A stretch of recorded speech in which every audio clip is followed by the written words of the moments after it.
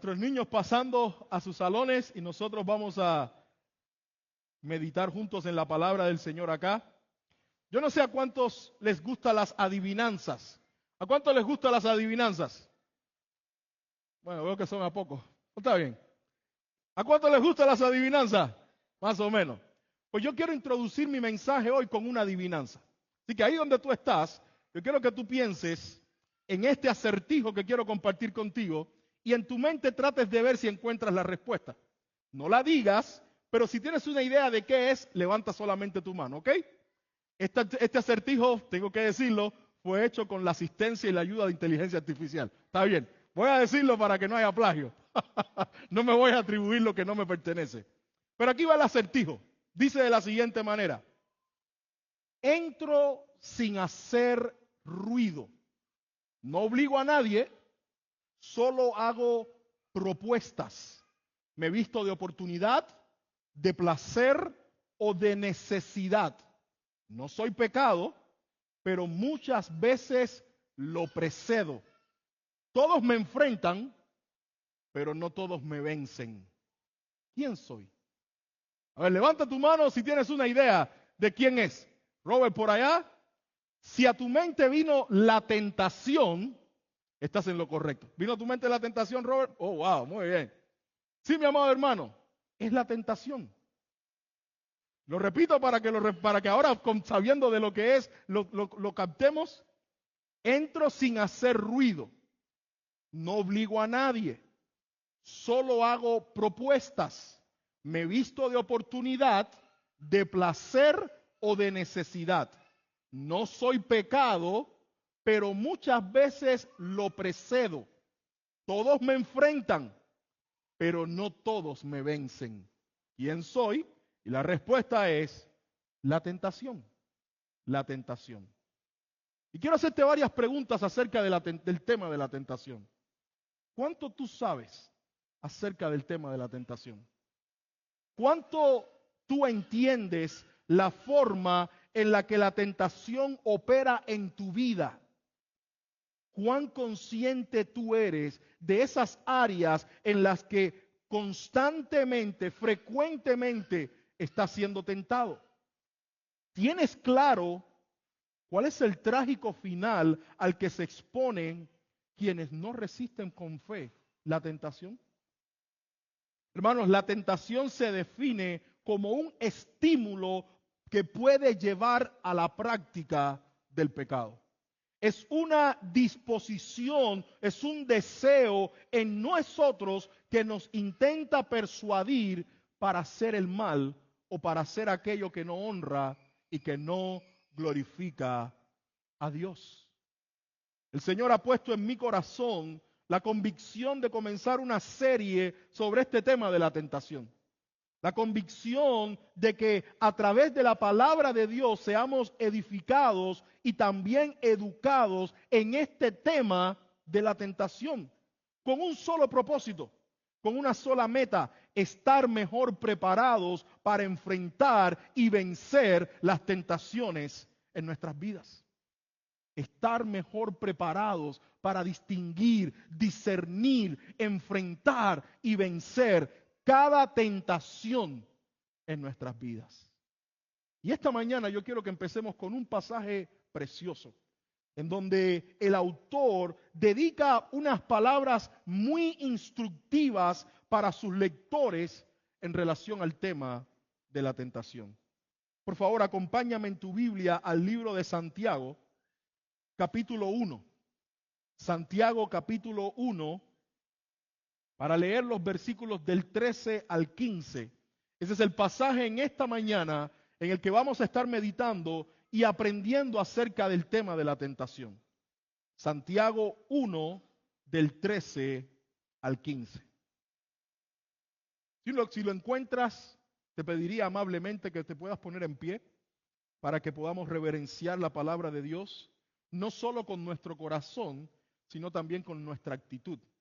Y la palabra de Dios en Santiago capítulo 1, versos 13 al 15, dice de la siguiente manera: cuando alguno es tentado, no diga que es tentado de parte de Dios, porque Dios no puede ser tentado por el mal, ni él tienta a nadie, sino que cada uno es tentado cuando de su propia concupiscencia es atraído y seducido. Entonces, la concupiscencia, después que has concebido, da a luz el pecado. Y el pecado, siendo consumado, da a luz la muerte. Pueden sentarse, mis hermanos. El libro de Santiago es escrito a un grupo de creyentes que están viviendo la dispersión por causa del sufrimiento y por causa de la persecución. Ellos han abandonado la seguridad de la ciudad de Jerusalén y del territorio de Palestina para huir y poner a salvo sus vidas. Pero Santiago, que es el medio hermano de Jesús y que es ahora el pastor de la iglesia de Jerusalén, escribe esta carta, escribe este manual de fe para sus ovejas dispersas y sufriendo. Por ende, si nos ubicamos en este capítulo 1, antes de llegar a nuestros versículos, el tema de Santiago, en los versículos del 1 al 12, antes de estos versículos, fueron las pruebas. Y Santiago desborda toda la sabiduría que el Señor le ha concedido para guiar a sus lectores acerca de cómo enfrentar las pruebas. Recuérdese que las pruebas son las circunstancias externas que Dios trae y que Dios permite para poner a prueba, valga la redundancia, y fortalecer la fe de sus hijos. Así que antes de llegar a nuestros versículos, el tema de Santiago son las pruebas. A partir del verso 13, que comenzamos a leer ahora, su tema cambia hacia las tentaciones. Pero es muy importante que nosotros entendamos por qué Santiago llega a este tema de las tentaciones y cuál es su intención con este tema. Lo primero que tenemos que observar es que la intención de Santiago es corregir una mala manera de pensar en sus lectores. Mira cómo dice el versículo 13, cuando alguno es tentado, no diga. Santiago se ha enterado de la manera errónea de pensar de sus ovejas y les está corrigiendo porque ellos están culpando a Dios por sus fracasos. Ellos están culpando a Dios por sus pecados. Así que Santiago está corrigiendo en primer lugar esa forma equivocada de pensar, pero en segundo lugar, él está tratando de defender el carácter santo y benevolente de Dios. Nuestros versículos son parte de esa intención del apóstol. Quiero corregir la manera equivocada de pensar, quiero afirmar el carácter santo y benevolente de Dios. Es en medio de esa intención entonces que se encuentran nuestros versículos. Es tratando de perseguir esos propósitos que ahora Santiago se dispone a hacer una pausa y explicar el origen de la tentación, la evolución de la tentación y el trágico final al que se exponen los que no la resisten por la fe. Sí, es un texto para hablar de la tentación, pero con una intención mucho más amplia, con un propósito mucho más grande, corregir la manera equivocada de pensar y afirmar el carácter santo y benevolente de Dios, quien no puede ser tentado y mucho menos intenta tentar a nadie. Esta mañana, mi amado hermano, no solamente es el propósito de esta serie que estemos mejor preparados para enfrentar y vencer la tentación. Ese es el propósito de este mensaje esta mañana. Que no solamente podamos ser educados y entender lo que Santiago nos dice, sino que la enseñanza de estos versículos nos equipen para que cuando mañana salgamos a vivir nuestra vida y a enfrentar las tentaciones de este mundo, nosotros estamos mejor equipados para vencerlas. Así que mi primer punto, o el primer punto que quiero resaltar en las palabras de Santiago en estos versículos, es el origen de la tentación. El origen de la tentación. Mire, lea conmigo nuevamente. Quizás un paréntesis aquí para muchos de los que nos visitan, que están con nosotros. Recuérdense que nuestro modelo de predicación es una predicación expositiva. Por ende, lo que el pastor tenga que decir no nos importa mucho, nos importa más lo que la Biblia tiene que decir. Y nos importa más si el pastor se esfuerza por explicar lo que la Biblia dice. Así que por eso yo le pido que tenga su Biblia abierta o que al menos siga el pasaje, porque la idea es que podamos entender lo que el texto dice para después poder aplicarlo a nuestra vida y a nuestra fe. Así que el primer punto, el origen de la tentación. Dice versículo 13, cuando alguno es tentado, no diga que es tentado de parte de Dios, porque Dios no puede ser tentado por el mal, ni Él tienta a nadie, sino que cada uno es tentado cuando de su propia concupiscencia es atraído y seducido. Lo primero que Santiago hace en estos versículos y nosotros debemos observar es que Santiago en una forma lo que declara es lo siguiente: no Dios, sino yo y mis deseos pecaminosos son el origen de mi tentación. No Dios, sino yo y mis deseos pecaminosos son el origen de mi tentación. Hermanos, era obvio, como acabo de decir, que algunos lectores a los que Santiago escriben habían comenzado a responsabilizar a Dios por sus pecados. Habían comenzado a responsabilizar a Dios por sus fracasos. Y la pregunta es, ¿por qué? ¿Cómo se les ocurrió tan brillante idea? Bueno, el punto es que ellos decían esto: si Dios es soberano y si Dios lo controla todo y Él está permitiendo esta prueba en mi vida y yo estoy fracasando y fallando en la prueba, pues en última instancia el culpable de que fracase es Dios. Esa era la lógica que estaba detrás de estas personas. Y escuche bien, porque esta lógica no es muy ilógica, por decirlo de alguna manera.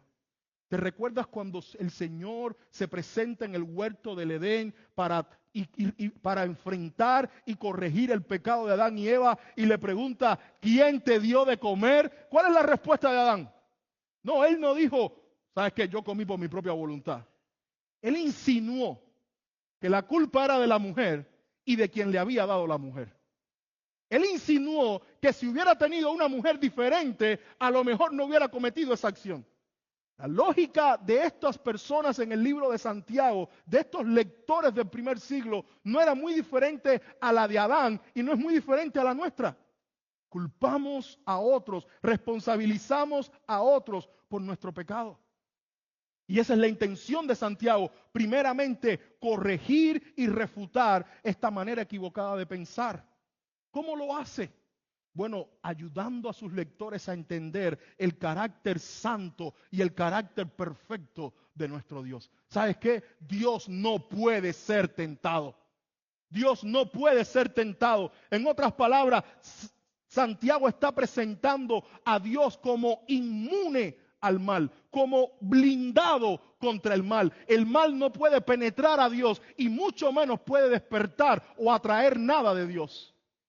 En otras palabras, la santidad y perfección del carácter de nuestro Dios no puede ser manchada por pecado ni por maldad. Pero Santiago dice otra cosa.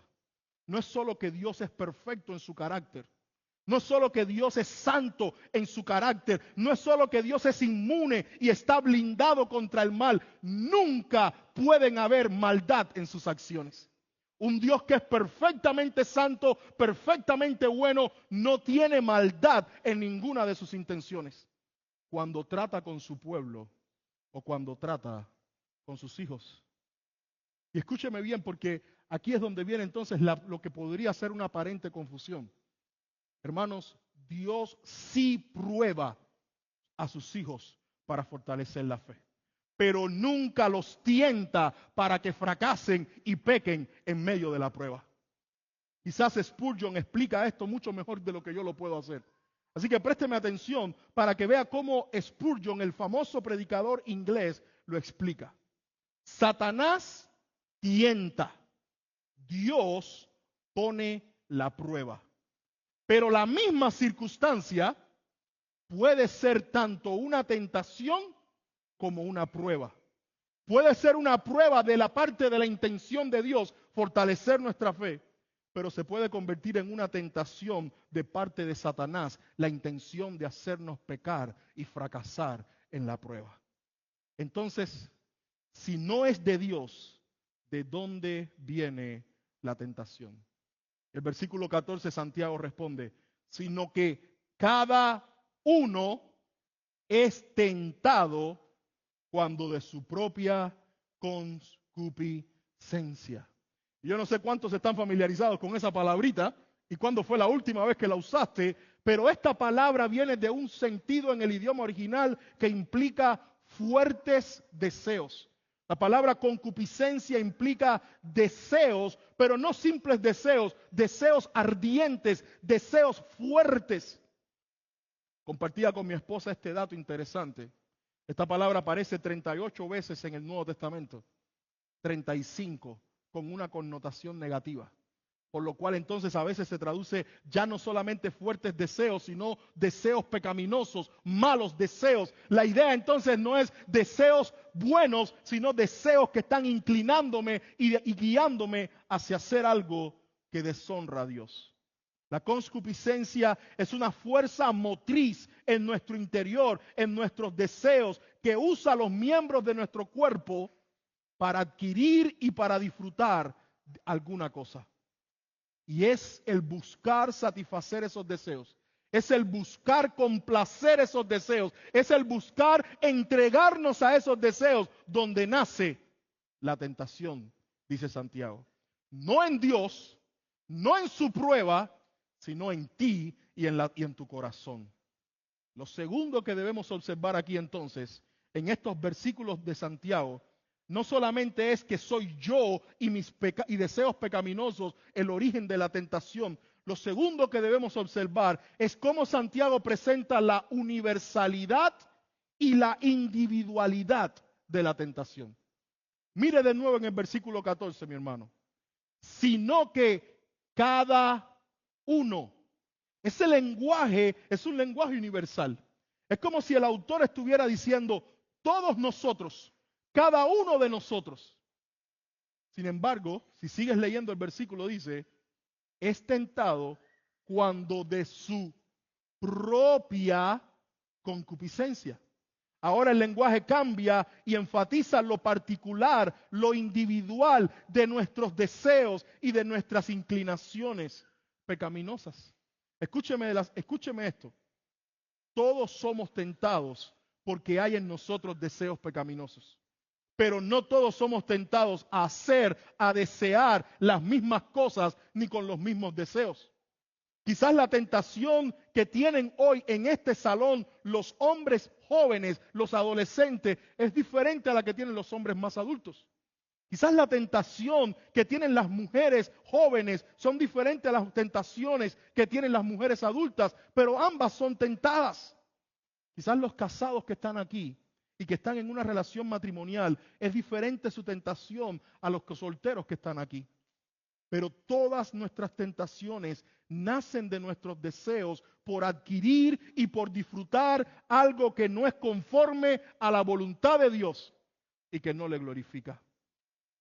Quizás algunos de los que están aquí están siendo tentados a cultivar resentimiento, amargura y falta de perdón por alguna persona. Quizás algunos de los que están aquí están siendo cultivados, están siendo tentados a responder con ira a diferentes situaciones y circunstancias que están atravesando en su vida. Quizás algunos de los que están aquí están siendo tentados para luchar, para no complacer deseos inapropiados sexuales en su vida. Quizás algunos de los que están aquí están siendo tentados para no hacer fraude en esa declaración o en esa solicitud y mantenerse íntegro. ¿Cuál puede ser la tentación por la que estemos atravesando? No sé, pero todos estamos diariamente siendo tentados como consecuencia de nuestros deseos pecaminosos, como consecuencia de nuestra concupiscencia. Así que ese es el primer punto en las palabras de Santiago, el origen de la tentación, nuestros deseos pecaminosos. Pero Santiago ahora permítame traer el segundo punto para este mensaje en las palabras de Santiago. Y en el versículo 15, Santiago nos ayuda a pensar y nos describe la evolución y el desarrollo de la tentación en nuestras vidas. ¿Qué pasa? ¿Qué sucede después que llega ese deseo pecaminoso a nuestras vidas?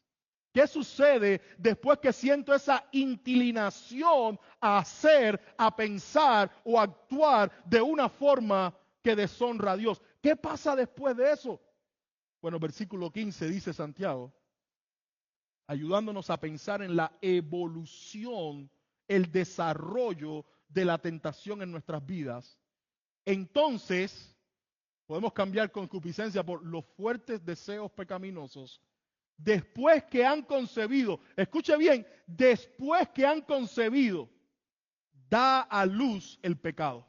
Y el pecado, siendo consumado, da a luz la muerte. Podemos resumir la evolución del pecado en esta secuencia. Del deseo al pecado, podemos resumir la evolución de la tentación de esta manera. Del deseo al pecado, del pecado a la muerte. Son dos etapas. Del deseo al pecado, del pecado a la muerte. Ahora quiero dar más detalles sobre estas dos etapas para nuestra bendición. La primera etapa, como dijimos, es del deseo al pecado. O podríamos decirlo de esta manera, de los deseos incontrolables que nos arrastran y nos seducen hasta el pecado. Si tú miras las últimas dos palabras del versículo 14, son dos palabras con las que Santiago nos ilustra la forma en la que estos deseos actúan en nuestras vidas. ¿Cómo actúan la concupiscencia y los deseos pecaminosos en nuestras vidas? Atrayéndonos y seduciéndonos.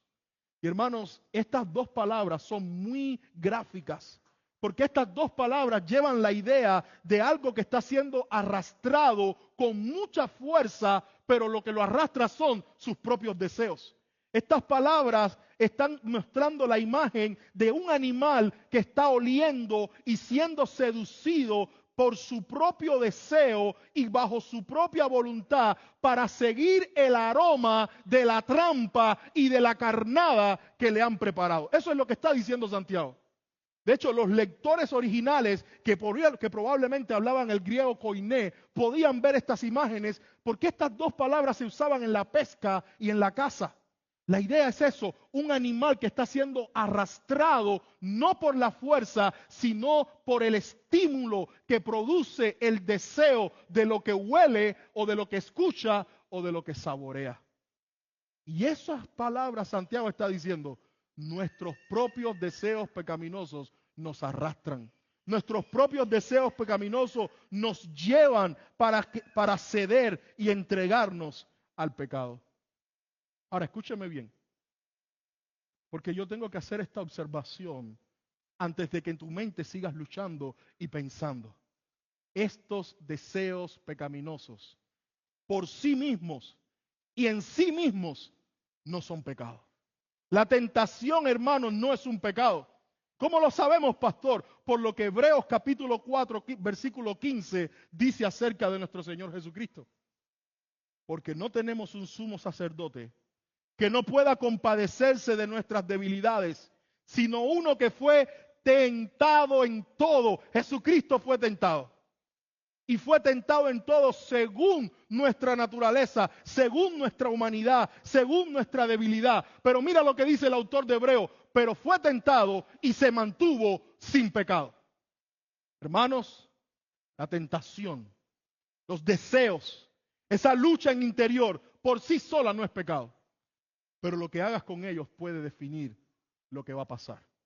Y quiero que escuches lo que varios autores cristianos han dicho para ayudarnos a pensar en la diferencia que hay entre los deseos y el pecado en nuestra lucha con la tentación. Jerry Bridge, que es el autor de libros cristianos enfocados en el tema de la santidad, escucha lo que él dice. La tentación es inevitable. Todos somos tentados. El pecado es opcional. Tú decides pecar o no. Tú decides entregarte a ese deseo o no. Tú decides consumar ese deseo o no. Tú decides satisfacer ese deseo o no. La tentación es inevitable. El pecado es opcional. Es tu decisión.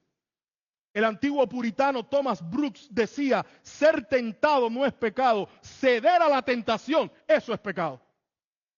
No, si tú estás luchando con ese deseo, con esa atracción, con ese estilo de vida, con esa forma de ser, con esas conductas y no rindiéndote a ellas y no cediendo a ellas y no entregándote a ellas, mi amado hermano, tú estás honrando a Dios. Pero si tú estás viviendo la libertad de tus deseos, en la esclavitud de tus deseos y para alimentar tus deseos, ya tú pasaste al pecado, ya tú no estás en la tentación. Spurgeon, el gran predicador inglés, de forma irónica, míralo cómo lo dice. No es pecado que un pensamiento malo llame a la puerta de tu corazón. No es pecado. El pecado es abrirle la puerta y ofrecerle un asiento en tu corazón. Eso es pecado. Nosotros sabemos que Jesús nos enseñó que tú no necesitas hacer algo para que sea pecado. Con solo abrazarlo, alimentarlo en tu corazón, ya pecaste. Hermano, hoy tú puedes estar siendo tentado a hacer. Hoy tú puedes estar siendo tentado a decir, hoy tú puedes estar siendo tentado a sentir o a pensar algo que no es conforme a la voluntad de Dios. Escúchame bien. Hoy, en este momento, en esta situación en la que estás escuchando esta palabra, tú puedes ser tentado a hacer, decir, sentir o pensar algo que no es conforme a la voluntad de Dios. Pero todavía puedes en el poder del Espíritu Santo negarte. Todavía puedes negarte, todavía puedes rechazarlo, todavía puedes no hacerlo para glorificar a Dios con tu vida. Hermano, la tentación puede llevarnos a hacer cosas que están en contra de nuestras convicciones, pero nunca puede llevarnos a hacer algo que está en contra de nuestra voluntad. Yo quiero explicar eso. Hazte la idea, voy a poner como ejemplo una de mis hijas. Hazte la idea que crecí inculcándole el temor a Dios a una de mis hijas. Le dije el peligro que es enfrentarse a los placeres de este mundo, a fumar marihuana, a drogarse, a experimentar todos estos placeres temporales pero destructivos del mundo. Y de repente ella me pide ir a casa de un amigo o una amiga. Ya va a cumplir 18 años, así que ¿por qué no se lo voy a dar? Se supone que ahora ella tiene que tomar sus propias decisiones. Y de repente está en la casa de ese amigo, de esa amiga, y de repente por puro placer, por puro estímulo, comienzan a fumar. Ella sabe en sus convicciones que yo le he comentado que no le ayuda, que no le bendice, que no le es útil. Pero ella tiene que tomar su propia decisión. Escúchame bien, porque lo que yo estoy diciendo es esto. La tentación te puede llevar a hacer cosas contra tus convicciones. Mi papá me enseñó que eso está mal. Yo realmente creo que está mal. Pero la presión del momento, el deseo del momento o la curiosidad del momento me puede llevar a probar a probar. ¿Lo hizo en contra de su convicción? Probablemente sí, porque ella sigue creyendo que está mal, pero no lo hizo en contra de su voluntad. Ella decidió entregarse a probar eso que le daba curiosidad. Lo igual en tu vida, mi hermano, igual en mi vida. La tentación puede llevarnos a hacer cosas que decimos, esto no está bien, esto está mal. Hacerle esto a mi esposa, tratar así a mi esposo, hablar con alguien así a espaldas de mi prometido o de mi prometida, eso no está bien. Puede ser tu convicción, pero si cedes en tu deseo, no lo estás haciendo en contra de tu voluntad. Lo estás haciendo porque cediste a tu voluntad, a tus deseos. Escúchame bien, ¿sabes por qué digo esto? Porque años atrás, yo no sé si tú te recuerdas, por ahí hay 2 o 3 locos por ahí que lo siguen haciendo. Yo espero que no lo hagan más. Pero años atrás, cuando pastores recibíamos personas en la consejería, sobre todo cuando eran asuntos de infidelidad matrimonial, por lo general los esposos, se sacaban esta vuelta. Pastor, fallé, le fui infiel a mi esposa. Ok, no fue un espíritu de adulterio que se me metió. ¿En serio? ¿Un espíritu de adulterio? Yo no he escuchado eso. Yo puedo escuchar de un Satanás que te tienta, pero de una voluntad que se rinde. Hermano, ¿sabes por qué necesitamos reconocer que es nuestra concupiscencia el origen de nuestra tentación para que asumamos responsabilidad por nuestro pecado? Cuando tú le gritas a alguien, no fue porque alguien te provocó, fue porque cediste en tu corazón a tu deseo pecaminoso de responder con ira. Somos responsables de nuestro pecado. Y hoy nosotros vivimos en una época en donde nadie quiere ser responsable de su pecado. Cualquiera quiere decir, bueno, mi jefe es malo, mi situación son malas, mis papás fueron malos, el ambiente que me crié fue malo. Nadie dice, yo he decidido ser lo que soy, hacer lo que hago y por eso estoy sufriendo las consecuencias. Pero al final, todos somos lo que somos por ceder o no ceder a las tentaciones, por actuar o no actuar siguiendo los deseos pecaminosos de nuestro corazón. Cuando lo hemos resistido para la gloria de Dios, Dios nos ha evitado de consecuencias. Y cuando los hemos complacidos, estamos sufriendo las consecuencias. Hermanos, quiero que observes estos versículos de nuevo. Porque escucha algo. Santiago ni siquiera menciona al diablo en estos versículos. ¿Has pensado eso? Él está hablando de la tentación. Él está hablando de la manera en la que nuestros deseos nos impulsan y nos guían hacia cometer pecado. Y él ni siquiera está hablando del diablo aquí. No, sí, la Biblia habla del diablo como activo en la tentación. Él es el tentador. Pero Santiago está diciendo, antes de que pienses en el diablo, primero piensa en ti. Antes de que le eche la culpa a Satanás, a sus demonios y a sus espíritus, ninguno de ellos tiene el poder para hacer que tu voluntad se rinda a tus deseos, solo tú. Y cuando cometes pecado, y cuando yo cometo pecado, ¿sabes qué es lo más duro? Que tengo que venir a Dios y decirle, yo lo hice porque quise. Yo lo sabía que estaba mal, pero yo quise creer la mentira de que me iba a hacer bien. Entonces eso es arrepentimiento. Cuando tú no le maquillas a Dios tu pecado, Señor, tú sabes que soy débil, tú sabes que la situación se puso difícil, tú sabes que no sabía qué hacer. No. Cuando tú vienes a Dios y le dices, ¿sabes qué, Señor? Yo sabía que estaba mal, yo sabía que no era correcto, pero aún así yo decidí que mis deseos me engañaran, me sedujeran y rendí mi voluntad a ellos para cometer este pecado contra ti. Eso es arrepentimiento. Y si tú no te estás arrepintiendo así, la Biblia dice que los que no confiesan su pecado y los que no se apartan de ellos no alcanzan misericordia. Necesitamos entender la tentación para poder también responsabilizarnos por nuestro pecado. No existe demonio en este mundo que te pueda obligar o que me pueda obligar a pecar. No existe. Que no sea mi propia voluntad. Que se deja engañar, que se entrega, que se arrastra y que cede ante los deseos pecaminosos de mi corazón y los consume, y los concreta y los practica. Esa es la primera etapa. Deseos incontrolables que nos arrastran, que nos seducen, que rendimos a ellos nuestra voluntad y se consuma el pecado. Pero la segunda etapa podríamos expresarla de la siguiente manera en el versículo 14. Del pecado cultivado y practicado a la muerte. Sino que cada uno dice, entonces la concupiscencia, después que ha concebido, da luz el pecado. Y el pecado, siendo consumado, ahí está la expresión, siendo consumado, da a luz la muerte. El punto de Santiago con esta expresión, consumado, es una vida que está cediendo constantemente, que se está entregando abiertamente a sus deseos pecaminosos. El punto de Santiago es una vida que está practicando y consumando el pecado en forma constante y en forma consistente. Ese es el punto de Santiago. El deseo que ahora al que rindo mi voluntad y comienzo entonces a entregarme y practicar el pecado. De hecho, otras versiones de la Biblia traducen esta expresión, el pecado que se ha desarrollado, para dar la idea de que vamos entregándonos y cultivando más esa conducta de pecado en la que somos tentados o a los que nuestros deseos son tentados. ¿Y cuál es el fruto de una vida entregada al pecado?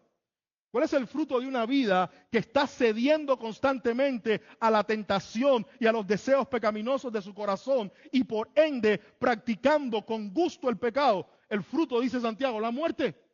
La muerte. Y eso me lleva a mi tercer punto. El origen de la tentación, nuestros deseos pecaminosos. La evolución de la tentación, del deseo al pecado, del pecado a la muerte. Y por último, lo último que quiero resaltar en estas palabras de Santiago, el final de los que ceden a la tentación. ¿Cuál es el final? La muerte. La muerte. Hermanos, los que no resisten con fe a la tentación y los que ceden a ella incurriendo en una vida de pecado, dice Santiago, que el fruto que cosechan, que el resultado que reciben de ese estilo de vida es la muerte. Mira cómo Pablo usa la misma idea en otro pasaje, pero usando otra analogía completamente diferente. La analogía de Santiago aquí es como la de un bebé. Por eso es que al principio dice concebido, da a luz, porque la idea es un bebé que se gesta, pero que después sale. ¿Cuál es el bebé que sale de una vida que se entrega a su pecado? La muerte. Pero mira Romanos 3:23, cómo Pablo usa otra analogía, pero nos habla de la misma consecuencia. Porque la paga del pecado es muerte. Romanos, 6:23. Me equivoqué. Romanos 6:23. Ahora sí. Ve, hasta el pastor también se equivoca, ¿ok? Porque la paga del pecado es muerte. Hermanos, cada vez que yo leo ese versículo me encanta. Porque la palabra paga ahí significa salario. ¿Y salario qué cosa es? Eso que recibimos después de nuestro esfuerzo. Y lo que está diciendo Pablo aquí es, el salario que tú recibes por vivir una vida entregada a tu pecado es simplemente uno, muerte. Lo que cosechas, dice Santiago, por vivir entregado a una vida de pecado, ¿qué cosa es? Muerte. No hay otra forma que salgas de este mundo viviendo para tu vida de pecado que no sea con la muerte. Con la muerte. Y escúchame bien, porque aquí es donde viene mi corazón pastoral para ti. Y estar sentado aquí no te salva. Venir el domingo aquí no te salva. Dar tu dinero aquí no te salva. Venir aquí para vivir como te da la gana mañana no te salva. Mejor huye del pecado y de su consecuencia, que es la muerte. El fruto de una vida de pecado, la muerte. La paga de una vida entregada al pecado, la muerte. Pero yo creo que podemos hacerle esta pregunta al texto. ¿Cuál muerte? ¿Cuál muerte? Yo no sé si tú lo sabes, pero la Biblia nos habla de 3 tipos de muerte. La Biblia nos habla de la muerte espiritual, la Biblia nos habla de la muerte física y la Biblia nos habla de la muerte eterna. Son 3 tipos de muertes. Espiritual, que aunque están vivos, dice la Escritura, están muertos espiritualmente. Física, cuando dice el libro de Santiago, nuestro hombre interior, nuestra alma se separa de nuestro cuerpo. Y eterna, cuando seamos eternamente separados y condenados por Dios para el infierno. Ahora escucha bien, porque el pecado nos hace experimentar estos 3 tipos de muerte. Ezequiel 18:20 anuncia la sentencia de muerte física para todo aquel que peca. El alma que pecare morirá. Romanos 1:29 en adelante, Pablo declara que quienes practican una vida de pecado son dignos de muerte física. Efesios 2:1 hace evidente que una vida entregada a delitos y pecados es sinónimo de una vida que tiene muerte espiritual. Y Apocalipsis 21:8 termina profetizando que los pecadores serán echados al lago de fuego y allí experimentarán la segunda muerte o la muerte eterna. ¿De cuál muerte, Santiago? Todas. El pecado te hace morir espiritualmente. El pecado hace que enfrentes la muerte física sin esperanza. Y el pecado hace que esperes en la eternidad la muerte eterna, separación de Dios. Hermano, si tú me conoces, nunca me gusta terminar un sermón con este sabor tan amargo. Nunca me gusta terminar un sermón con este sabor tan duro, aunque es necesario. Por ende, ¿cuál es la solución para el pecado? ¿Cuál es la solución para la tentación? ¿Cuál es la solución para la muerte? Y escucha bien, la solución es el Evangelio de nuestro Señor Jesucristo. La fe en nuestro Señor Jesucristo y en su obra salvadora. Esa es la esperanza de pecadores como tú y como yo. ¿Por qué, pastor? Porque creer en el Evangelio nos da vida espiritual, levantándonos de la muerte en la que estamos. Efesios 2:1. Y Él os dio vida cuando estabas muertos en vuestros delitos y en vuestros pecados. ¿Por qué el Evangelio es la esperanza? Porque el poder del Evangelio es con el poder del Evangelio que Dios liberta la esclavitud que vivimos del pecado y fortalece nuestra voluntad para que podamos resistir y no ceder a nuestros deseos pecaminosos. ¿Por qué es el Evangelio la única esperanza? Porque solo las esperanzas futuras y las promesas de vida eterna vienen por la fe en Jesucristo y en su mensaje. Yo soy la resurrección y la vida, y el que cree en mí, aunque esté muerto, vivirá. Entonces, mi amado hermano, ¿sabes cómo debes salir de aquí? Abrazando el mensaje del Evangelio, creyendo en la persona de Jesucristo, viviendo en el poder de su Espíritu Santo. ¿Para qué? Para que Él te levante de tu muerte espiritual. ¿Para qué? Para que Él te dé victoria sobre tu pecado. ¿Y para qué? Para que tu futuro en los cielos con Él esté asegurado para siempre. Lo vamos a ir aprendiendo a través de esta serie, pero lo único que nos ayuda a vencer la tentación es nuestra fe en el Hijo de Dios y en el poder de su Espíritu que obra en nosotros para vencer cada tentación. Y quiero terminar con esta ilustración. Yo no sé si tú sabías, pero esto lo leí recientemente. ¿Cuál es la técnica que usan los esquimales para cazar lobos en la Antártida? Los esquimales toman su navaja, toman su cuchillo y empiezan a mojarlo con sangre y lo ponen a enfriar. Así que esa primera capa de sangre, esa primera sangre crea una capa alrededor de la navaja, de la hoja del cuchillo. Y vuelven a echar más sangre y más sangre y más sangre. Y el proceso es el mismo. Más sangre y la ponen a congelar. Más sangre y la ponen a congelar. Para que la capa de sangre que cubre la navaja se haga más gruesa. Y entonces el cuchillo, la hoja del cuchillo, no sea perceptible. Luego toman el cuchillo y lo entierran y esperan. El lobo, con su instinto animal, con ese olor a sangre que lo empuja, que lo acerca, que lo atrae a la sangre, llega a ella pensando que tiene algo para disfrutar, pensando que va a satisfacer los deseos y los instintos animales de su corazón.